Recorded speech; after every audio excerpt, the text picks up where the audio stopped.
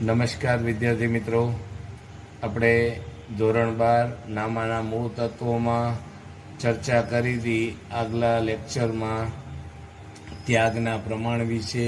એમાં મેં છેલ્લે કીધું હતું હવે આપણે પાઘડીની હિસાબી અસરો અને હિસાબી ધોરણ 26 પ્રમાણેની જે અસરો છે એ જોવાની છે.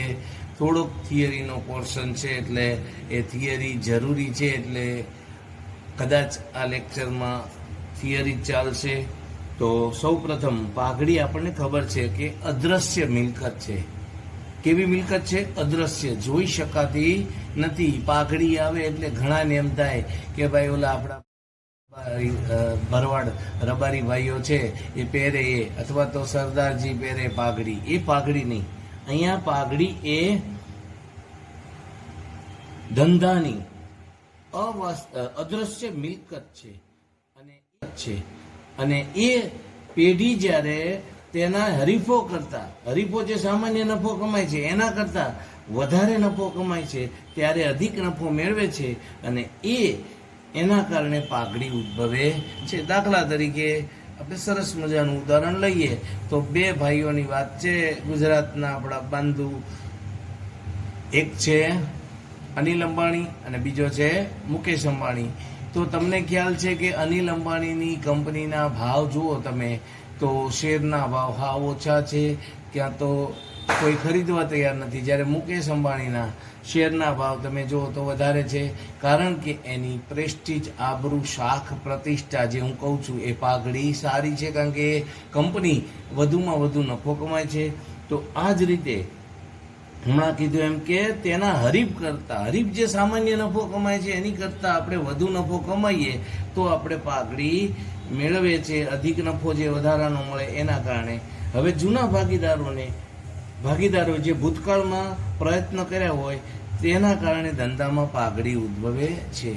આ મુકેશ અંબાણી છે એનો ધંધો સારો ચાલે છે, એને પાઘડી છે. એનું કારણ શું છે કે એનું જે જૂનું કામ હતું, જૂના જે પ્રયત્ન હતા એ ખૂબ જ સારા હતા, એના કારણે પાઘડી મળે છે.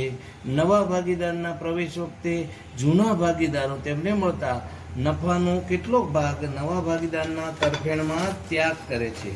જો જૂના ભાગીદારો છે એ શું કરે છે, નવો ભાગીદારને જ્યારે આપણે પ્રવેશ આપીએ છીએ ત્યારે એ પોતાના ભાગનો, એટલે કે પોતાનો જે ભાગ છે એ નફો છે જે મળે છે એનો કેટલોક ભાગ છે એ ભાગીદાર જે નવો આવે છે એની તરફેણમાં ત્યાગ કરે છે. અને જૂના ભાગીદારે કરેલ આ ત્યાગના બદલામાં નવા ભાગીદારે તેમને વળતર આપવું પડે. એટલે કે નવો ભાગીદાર આવે છે એ જૂના ભાગીદારને વળતર આપે છે અને આ વળતર સ્વરૂપે નવા ભાગીદારે આપવાની રકમને પાઘડીનું પ્રીમિયમ કહે છે. શું કીધું કે જૂનો ભાગીદાર છે એને જે વળતર સ્વરૂપે નવો ભાગીદાર જે રકમ આપે છે એને પાઘડીનું પ્રીમિયમ કહેવામાં આવે છે. એટલે કે નવો ભાગીદાર જે જૂના ભાગીદારને જે વળતર સ્વરૂપે જે રકમ આપે છે એને પાઘડીનું પ્રીમિયમ કહેવાય છે. હવે અમુક વખતે નવા ભાગીદારના પ્રવેશ સમયે જો કોઈ જૂના ભાગીદારના નફા નુકસાનના પ્રમાણમાં ફેરફાર ન થાય તો એનો ત્યાગ થતો નથી, એટલે એ વ્યક્તિને કોઈ પાઘડી મળશે નહીં. ઘણી વખત એવું બને કે 3 ભાગીદાર હોય તો એમાંથી 2 ભાગીદારો ત્યાગ કરશે પણ ત્રીજો ભાગીદાર છે ત્યાગ નથી કરતો, તો એ પાઘડી લાવશે એ ત્યાગ નથી કરતો એ ભાગીદારને મળશે નહીં, અને 2 ભાગીદાર જે ત્યાગ કરે છે એમને મળશે. પછી બીજું છે કે ઘણી વખત એવું બને કે કોઈ જૂના ભાગીદાર ના નફા નુકસાનના પ્રમાણમાં ઘટાડાની બદલે વધારો થતો હોય હરવાર, તો તેને લાભ થાય છે.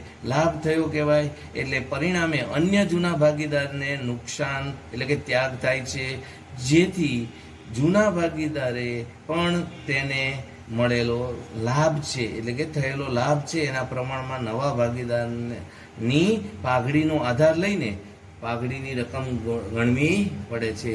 આપણે ઉદાહરણ દ્વારા સમજીએ તો તરત ખ્યાલ આવશે. દાખલા તરીકે 3 ભાગીદારો છે A, B, C. હવે A અને B ત્યાગ કરે છે અને C છે એ નફો મેળવે છે. એટલે કે ત્યાગ નથી કરતો પણ એને લાભ થાય છે. તો એ બી છે એ જે ત્યાગ કરે છે અને ડી છે નવો ભાગીદાર આવે છે, તો ડી જે નવો ભાગીદાર આવે છે એ પાઘડી લાવશે, તો એ પાઘડીના પ્રમાણમાં જ જે સી ને લાભ થાય છે એને પણ લાવવું પડશે, પાઘડીની રકમ એને પણ લાવવી પડશે અને એ જૂના ભાગીદારોને જે ત્યાગ કરે છે એના પ્રમાણમાં એને વેચવી પડે છે.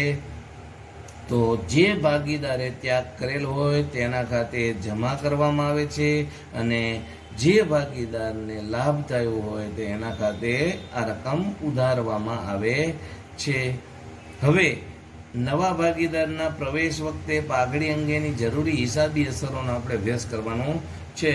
તો નવો ભાગીદાર છે એનો પ્રવેશ થાય એ વખતે પાઘડી અંગે જરૂરી હિસાબી અસરો છે એનો અભ્યાસ કરવા માટે તો પાઘડી અંગેની હિસાબી અસરોનો અભ્યાસ કરતા પહેલા institute of chartered accounts of India દ્વારા બહાર પાડવામાં આવેલ અદ્રશ્ય મિલકતોના હિસાબોને લગતી હિસાબી ધોરણ 26માં પાઘડી અંગેનો ઉલ્લેખ ખૂબ અગત્યનો છે.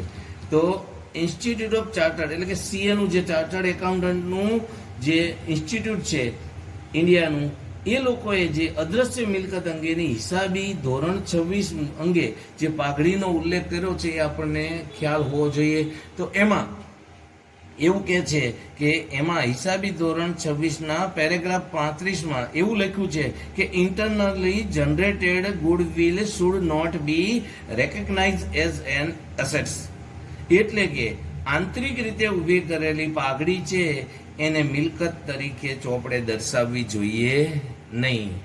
ઇન્ટરનલી જનરેટેડ ગુડવિલ એટલે પાઘડી, ઇન્ટરનલી એટલે આંતરિક રીતે જનરેટેડ એટલે ઊભી કરેલી પાઘડી છે એને ચોપડામાં દર્શાવવી જોઈએ નહીં. તો આ જ હિસાબી ધોરણના પેરેગ્રાફ 36માં એવું કીધું છે કે internally generated goodwill is not recognized as an assets because it is not an identifiable resource. એટલે કે એવું કહેવા માંગે છે કે આ મિલકત તરીકે દર્શાવાય નહીં, કારણ કે આ દર્શાવી શકાય એવી વસ્તુ નથી. તો એનો સંદર્ભ આપ્યો છે પણ એમાં આપણે કંઈ બહુ જવાની જરૂર નથી. આપણે ખાલી આ ધ્યાન રાખવાનું છે કે ભાઈ પેરા 35 ધોરણ 26ના પેરા 35 મુજબ અને 36 મુજબ જે વ્યાખ્યા આપી છે એ.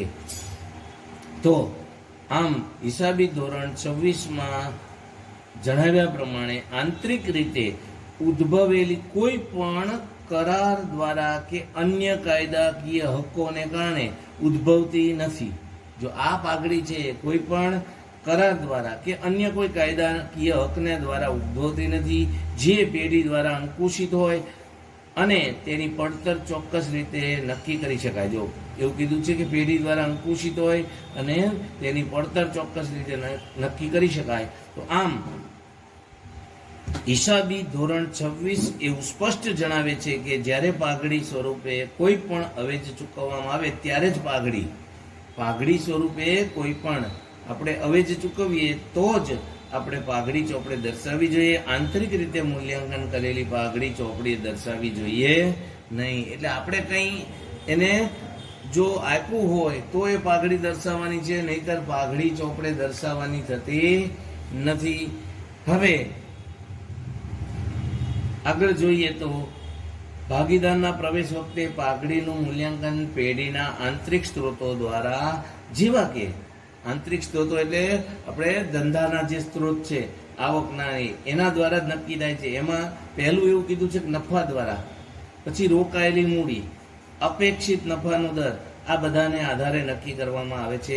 ભાગીદારી પેઢીના પ્રવેશ વખતે જે આપણે પાઘડી નક્કી કરીએ છીએ એ ઇન્ટરનલ સ્ત્રોત દ્વારા જ આપણે નક્કી કરીએ છીએ. તો એમાં મેં કીધું એમ કે પહેલું નફો આંતરિક સ્ત્રોત છે એ આવકનો, પછી બીજી છે રોકાયેલી મૂડી, ત્રીજું અપેક્ષિત નફાનો દર. આના આધારે નક્કી થાય છે અને તેથી પાઘડીને મિલકત તરીકે પાકા સરવાળામાં દર્શાવી શકાય નહીં. આમાં કંઈ આપણે આપતા નથી, એટલા માટે એ આપણે પાકા સરવાળામાં મિલકત તરીકે દર્શાવાય નહીં. તે જ રીતે જો પ્રવેશ પહેલા પાકા સરવાળામાં જો પાઘડી દર્શાવેલી હોય, એટલે કે આપણે પ્રવેશ પહેલાનું પાકું સરવૈયું આપ્યું હોય અને એમાં પાઘડી દર્શાવી હોય તો એ જૂના ભાગીદારોની છે.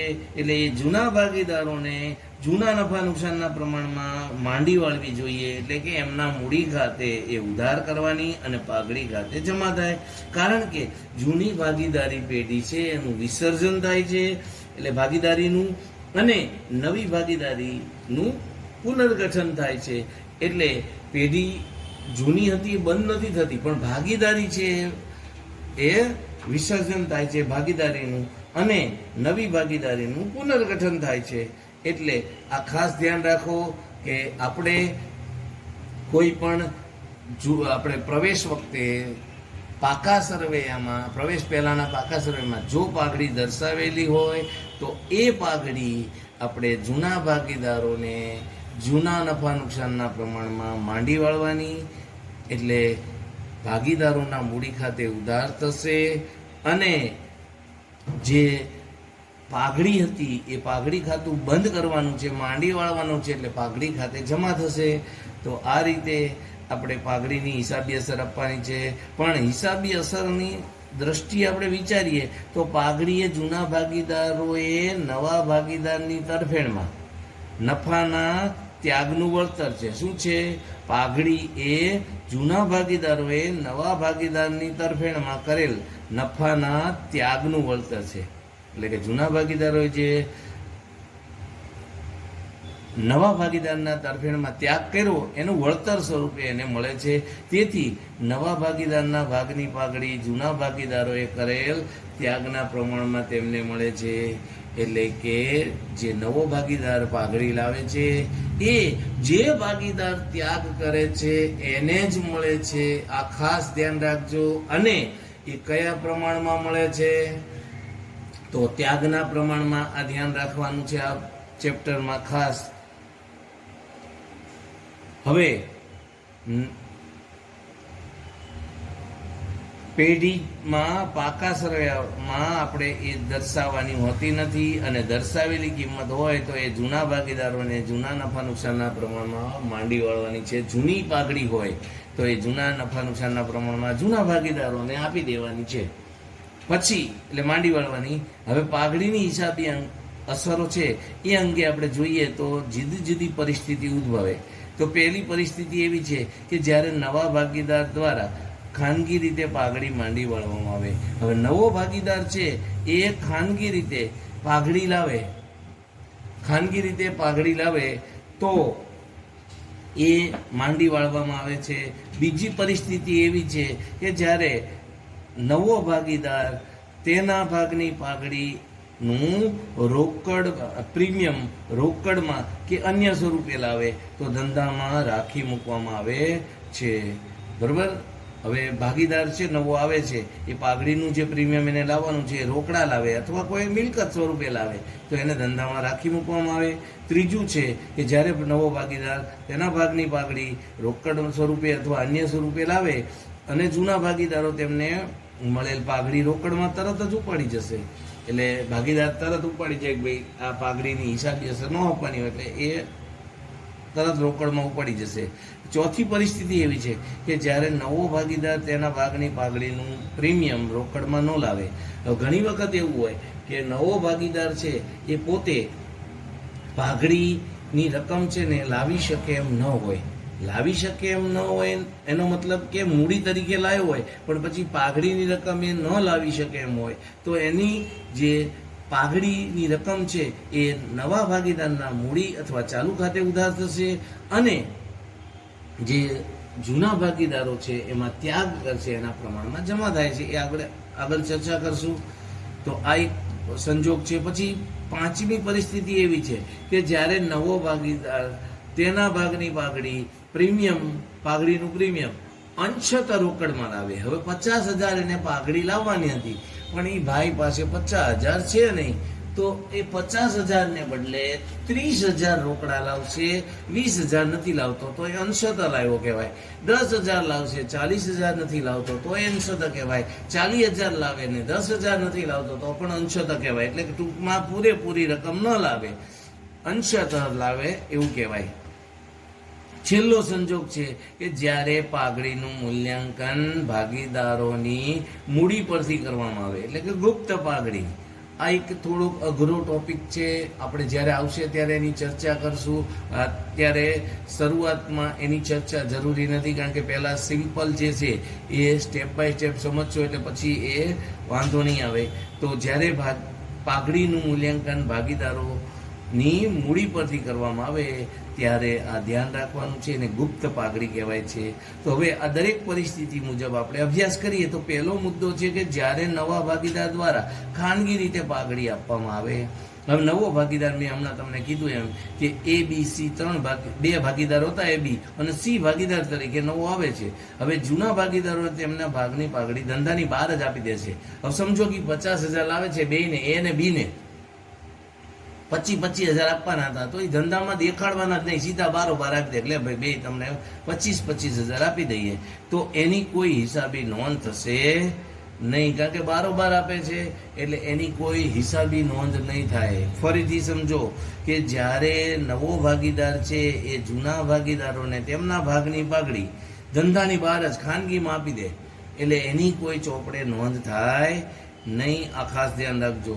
તો બીજો મુદ્દો છે કે જ્યારે નવો ભાગીદાર તેના ભાગની પાઘડીનું પ્રીમિયમ રોકડમાં કે અન્ય સ્વરૂપે લાવે, તે ધંધામાં રાખી મૂકવામાં આવે. હવે જો ઘણી વખત એવું બને કે નવો ભાગીદાર છે એ પોતાના ભાગની પાઘડી રોકડ સ્વરૂપે અથવા અન્ય કોઈ સ્વરૂપે લાવતો હોય, તો એ આપણે રાખી મૂકવામાં આવે, અને એ તે આપણે રાખી મૂકીએ છીએ. તો નવો ભાગીદાર તેના ભાગની પાઘડીની રકમ રોકડમાં કે અન્ય સ્વરૂપે લાવે ત્યારે જૂના ભાગીદારો વચ્ચે તેમને કરેલા ત્યાગના પ્રમાણમાં વહેંચવામાં આવે છે.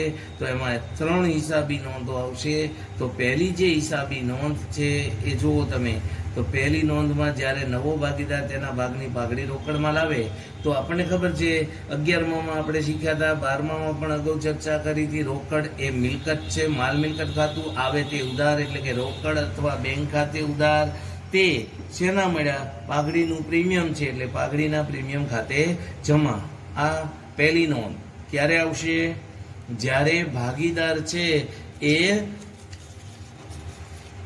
પોતાના ભાગની પાઘડી રોકડમાં લાવે ત્યારે. નવો ભાગીદાર પોતાના ભાગની પાઘડી રોકડમાં લાવે ત્યારે. તો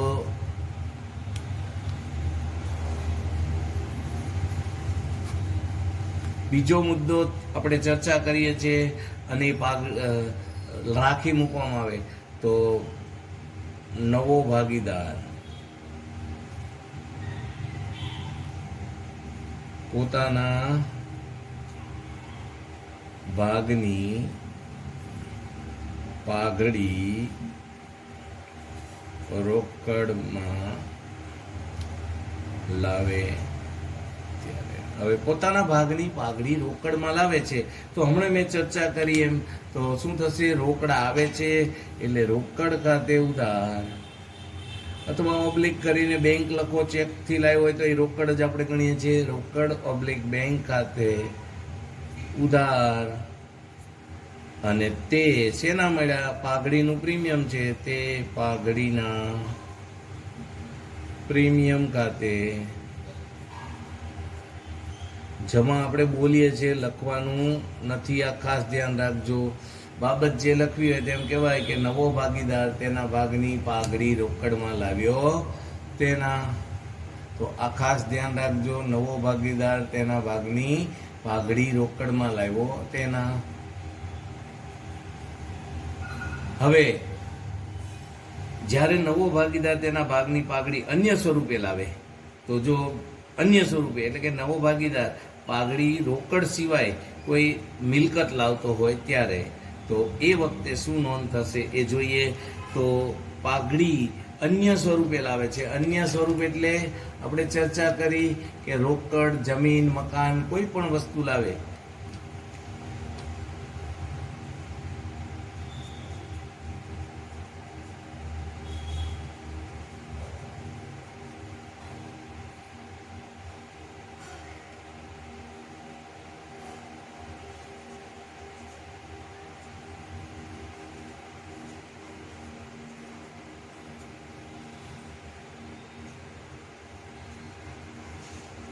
તો રોકડ સિવાય કોઈ અન્ય સ્વરૂપે લાવે છે ત્યારે શું નોંધ થાય એ જોઈએ. તો આપણે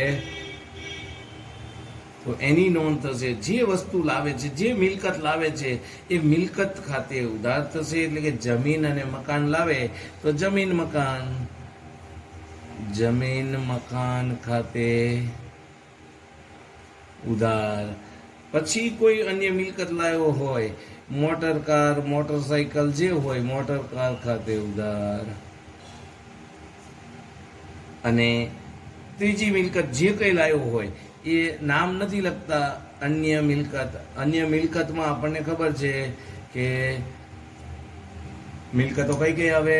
હમણાં જ આપણે ચર્ચા કરી હતી કે મિલકતમાં જમીન મકાન સિવાય અન્ય મિલકતો, સ્થાયી મિલકતો, એમાં ફર્નિચર, ફિક્સચર્સ, યંત્રો, પછી આ સિવાય બેંક શિલક હોય એ પોતાની લેતો આવે, અથવા મોટરસાયકલ લાવે. તો આ બધી મિલકતો છે. એટલે એ જે લાવે તે, અને તે શેના માટે લાવ્યો છે? પાઘડીના પ્રીમિયમ. એટલે તે પાઘડીના પ્રીમિયમ ખાતે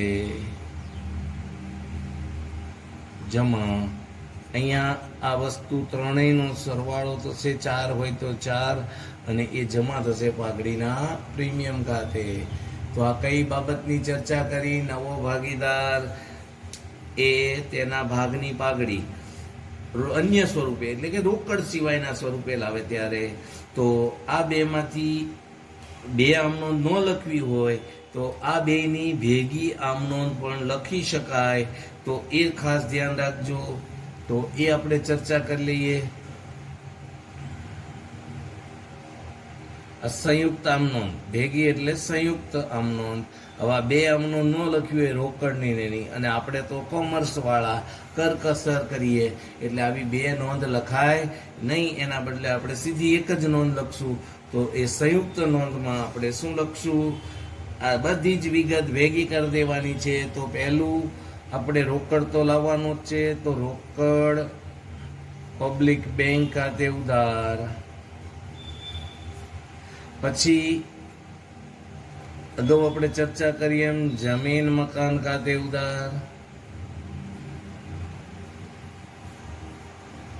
પછી મોટર કાર કે અન્ય કોઈ પણ મિલકત હોય મોટર કાર ખાતે ઉધાર, અને અન્ય મિલકત ખાતે ઉધાર.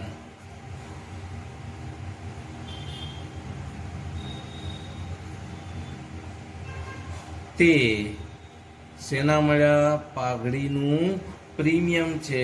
એટલે તે પાઘડીના પ્રીમિયમ ખાતે જમા. અહીંયા ધ્યાન રાખવાનું, આ 4 એ 4 મિલકતો જે 5 હોય તો 5 એનો સરવાળો થશે, અને એ આવશે પાઘડીના પ્રીમિયમ ખાતે.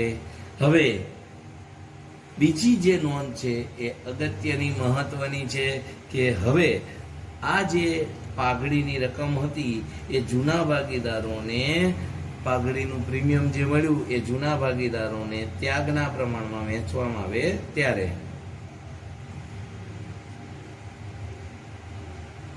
પાઘડીના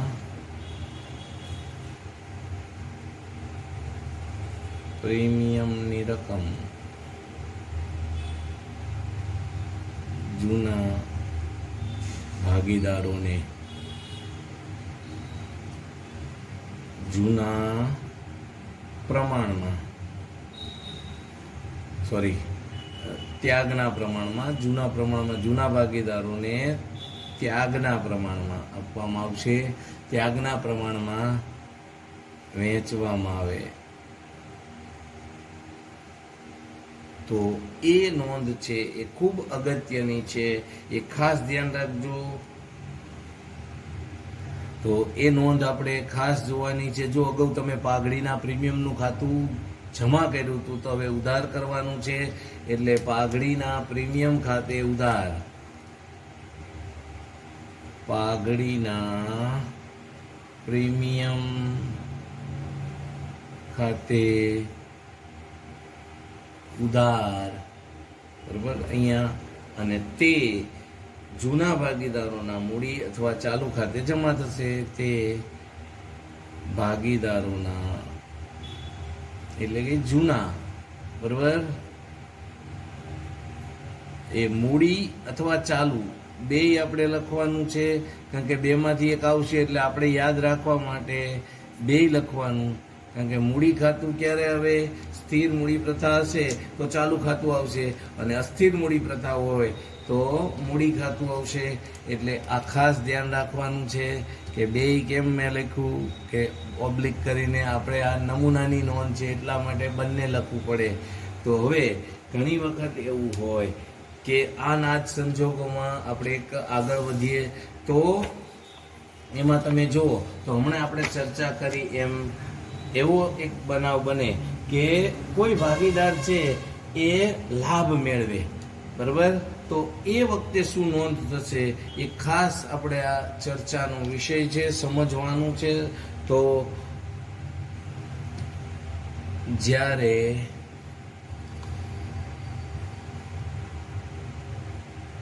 જૂના ભાગીદારો પૈકી કોઈ એક કે બે ગમે તે એક ભાગીદારને લાભ થાય ત્યારે, હવે ઘણી વખત આવું બનશે, એક બે આપણે દાખલા છે, 2-3 દાખલાઓ.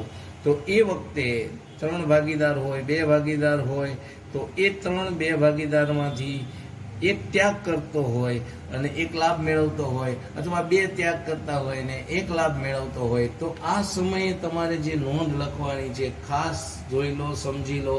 તો પેલું પાઘડીનું પ્રીમિયમ તો એઝ ઇટ ઇઝ જ આવશે. પાઘડીના પ્રીમિયમ ખાતે ઉધારી તો આવવાનું જ છે. પાઘડીના આ પ્રીમિયમ ખાતે ઉધાર એ તો આપણને ખબર જ છે. હવે જે ભાગીદાર લાભ મેળવે છે એના મૂડી ખાતે અથવા ચાલુ ખાતે ઉધાર થશે. એટલે જૂના ભાગીદારના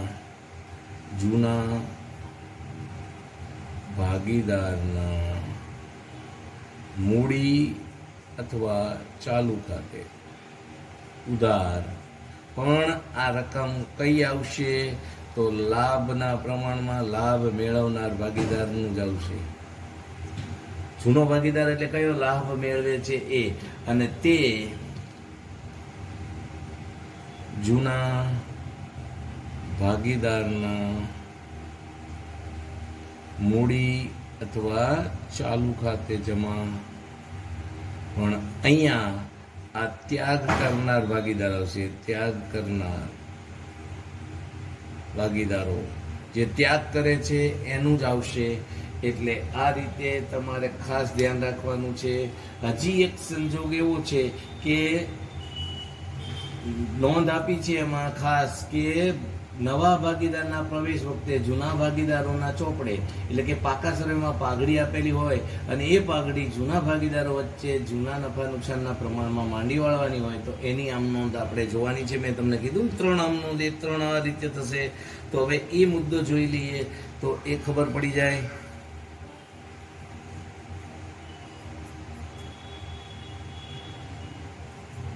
જૂના પાકા સરવૈયામાં એટલે કે પ્રવેશ પહેલાના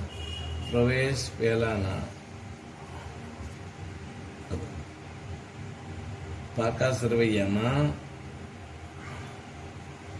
પાઘડી દર્શાવેલ હોય તો તે પાઘડી જૂના ભાગીદારોને જૂના પ્રમાણમાં માંડી વાળવી.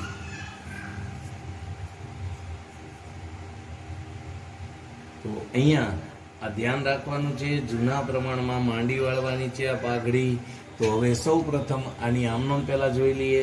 તો તમને ખબર છે પાઘડી મિલકત છે, એ માંડી વાળવાનું છે, એટલે પાઘડીની ઉધાર બાકી હશે એટલે એને આપણે શું કરવું પડશે? જમા કરવું પડશે. અને જે જૂના ભાગીદારો છે એના મૂડી અથવા ચાલુ ખાતે ઉધાર થશે, તો જૂના ભાગીદારોના મૂડી ઓબ્લિક ચાલુ, મૂડી અથવા ચાલુ ખાતે ઉધાર થશે અને તે પાઘડી જે દર્શાવેલી હતી એ પાઘડી ખાતે જમા થશે. પણ અહીંયા ધ્યાન રાખવાનું કે જૂના પાકા સરવૈયામાં દર્શાવેલ, આ જૂના પાકા સરવૈયામાં આ દર્શાવેલ પાઘડી જ લખવાની છે. તો આ બાબત ખાસ ધ્યાન રાખો. હવે આમાં બે વસ્તુ એક ધ્યાન રાખવાની છે કે પાઘડીની હિસાબી અસર અંગે દરેક પરિસ્થિતિમાં જૂની પેઢીના ચોપડે આપેલ પાઘડી જૂના ભાગીદારોના મૂડી કે ચાલુ ખાતે લઈ જઈને માંડી વાળવાની છે. જો ધ્યાન રાખો ખાસ, ગમે સંજોગ હોય કે જૂની પાઘડી જે આપી છે એ જૂના ભાગીદારોના મૂડી ચાલુ ખાતે લઈ જઈને માંડી વાળવાની જ હોય છે. પછી જૂની ભાગીદારીનો કારણ કે અંત આવે છે અને નવી પાઘડીનું મૂલ્યાંકન કરીને તેની હિસાબી અસર ધોરણ 26 મુજબ આપણે આપવાની છે. પછી બીજી એક બાબત ધ્યાન રાખો કે જો ભાગીદારોના મૂડી ખાતા સ્થિર મૂડીની પદ્ધતિએ રાખવામાં આવે તેવો સ્પષ્ટ ઉલ્લેખ હોય તો જ પાઘડીની નોંધ ચાલુ ખાતે કરવાની.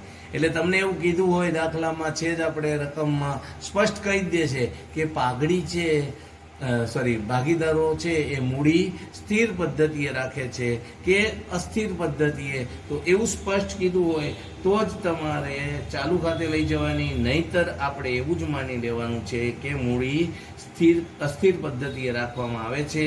આ ખાસ ધ્યાન રાખજો. જ્યારે હવે પછીનો મુદ્દો છે કે જ્યારે જૂના ભાગીદારનો ત્યાગ કે ત્યાગનું પ્રમાણ આપ્યું ન હોય અને એ રીતે છે, તો આ ઉદાહરણ આપણે પછીના લેક્ચરમાં જોઈશું. કારણ કે હજી 10-15 મિનિટ થાય ને પછી તમારું બર્ડન વધી જાય એવું આપણે કરવું નથી.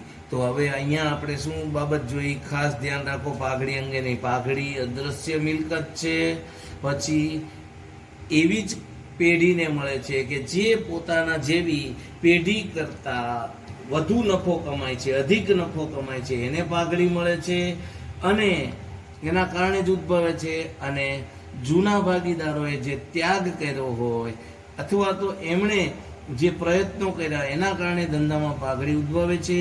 એટલે જૂના ભાગીદારોને ત્યાગના પ્રમાણમાં જમા આપવામાં આવે છે અને એ જૂનો ભાગીદાર છે એ નવો ભાગીદાર આવે એટલે કંઈક ત્યાગ કરે છે અને ક્યારેક એવું બને એ ત્યાગના બદલામાં એ નવા ભાગીદાર એને વળતર આપવું પડે છે અને આ વળતર સ્વરૂપે એ જે રકમ આપે છે એને પાઘડીનું પ્રીમિયમ કહેવાય છે. પછી આપણે હિસાબી ધોરણ 26 પેરેગ્રાફમાં જોયું કે internally generated goodwill should not be recognise as an assets. એટલે કે આંતરિક રીતે જે ઊભી કરેલી પાઘડી છે એ ચોપડે દર્શાવવાની રહેતી નથી.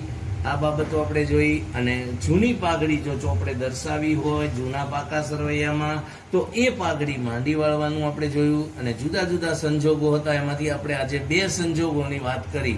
પહેલો સંજોગ જોયો કે જ્યારે નવા ભાગીદાર દ્વારા ખાનગી રીતે પાઘડી આપી દેવામાં આવે, જૂના ભાગીદારોને ખાનગી રીતે પાઘડી આપી દે તો એ વખતે આપણે ચોપડે હિસાબી કોઈ નોંધ થશે નહીં. બીજો સંજોગ આપણે જોયો કે જ્યારે નવો ભાગીદાર છે તેના ભાગની પાઘડીનું પ્રીમિયમ રોકડમાં લાવે અને ધંધામાં રાખી મૂકવામાં આવે, તો રોકડમાં લાવે છે ત્યારે શું નોંધ થાય છે આપણે ચર્ચા કરી. પહેલી નોંધ આવશે કે રોકડ બેંક ખાતે ઉધાર તે પાઘડીના પ્રીમિયમ ખાતે જમા.